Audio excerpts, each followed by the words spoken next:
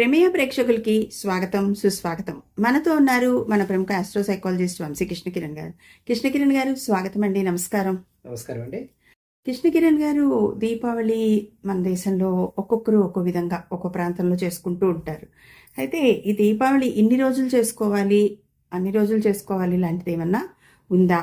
కొంచెం మాకు ఈ డౌట్ క్లియర్ చేయవలసిందిగా అడుగుతున్నాం. నమస్కారం అండి. దీపావళి అంటేనే 5 రోజుల పండుగ.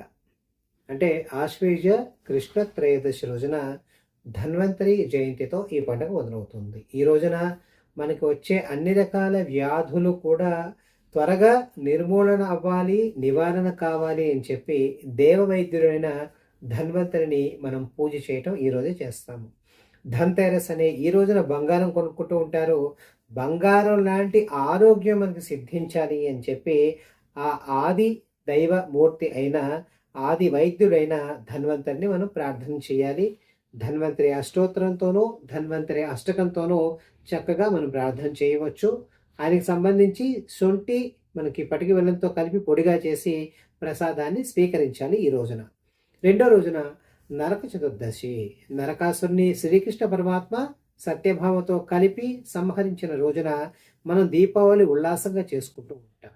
ఇదే రోజున మన పూర్వులు ఎవరైతే గతించారో వారందరికీ కూడా స్వర్గప్రాప్తి కలగాలి, నరక ప్రాప్తి ఉండకూడదు అని చెప్పి వారికి జ్ఞాపకంగా, వారి జ్ఞాపకార్థంగా మన దీపాలని వెలిగించటం, ఆవలి అంటే వరుసగా దీపావళిని కూడా వెలిగించటం మనకు కనపడుతూ ఉంది.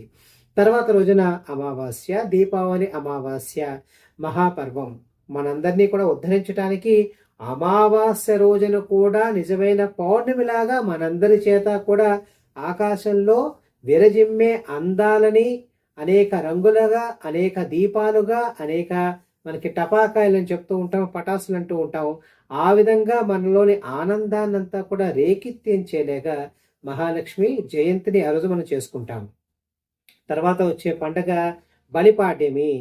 బలిని మనకి వామనమూర్తిగా స్వామి అణగదొక్కినా కూడా ఆ బలి దగ్గరే తను కావలిగా ఉంటూ మహాలక్ష్మి సమేతుడై పాతాళ లోకంలో ఉంటాడట స్వామి. ఆ బలికి మనం కృతజ్ఞతగా ఒక తీపి గుమ్మడికాయని ఆ రోజున వండి వార్చి నివేదన చేయటం మనకు కనపడుతుంది. అదేవిధంగా ఇటువంటి మనకి దృష్టి దోషాలు అనేవి లేకుండా మనకి సింహద్వారం దగ్గర అదే రోజున తీపి గుమ్మడికాయని కొట్టి దాన్ని కూడా భూతబలిగా చేయటం కూడా మనకు కనపడుతూ ఉంది. చివరి రోజున యమద్వితీయ. భగిని హస్త భోజనం అంటూ ఉంటారు. యముడు యమున ఇద్దరు కూడా చాలా గొప్పవాళ్ళు. వాళ్ళకి సంబంధించిన సంవాదం కూడా మనకి ఋగ్వేదంలోనే కనపడుతూ ఉంటుంది.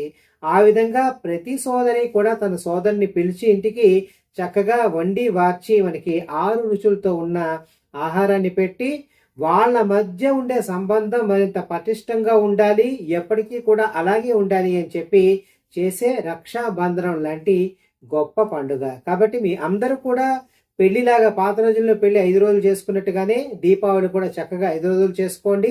5 రోజులు కూడా దీపాలు పెట్టుకోవచ్చు. 5 రోజులు కూడా చక్కగా మిఠాయిలు అవి కూడా పంచుకోవచ్చు.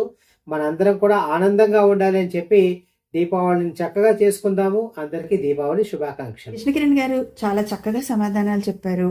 ధన్యవాదాలండి. నమస్కారం. నమస్కారం.